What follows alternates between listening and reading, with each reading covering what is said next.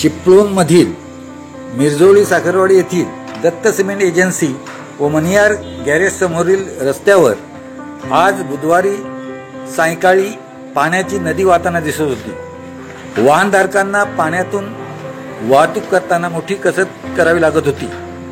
त्यामुळे तेथील ग्रामस्थांना खूप गैरसोयीचे व धोक्याचे झाले होते।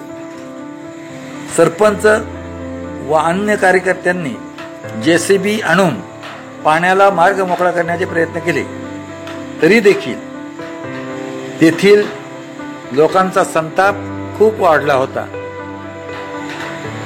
ग्रामस्थ, ग्रामपंचायत व अन्य कार्यकर्त्यांच्या प्रती संताप व्यक्त करत होते। कोकण समाचार न्यूज चॅनल, जमालुद्दीन बंदरकर।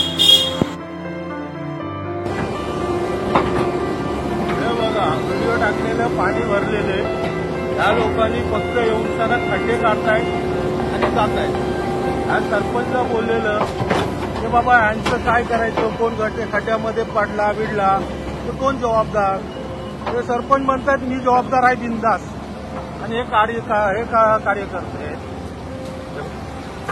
हे फक्त रस्त्याला येऊन खड्डे काढतात आणि जातात, बाकी काय नाही। हे साहेब आहेत, हे साहेब आहेत, हे साहेब आहेत आणि हे त्यांचे सरपंच आहेत।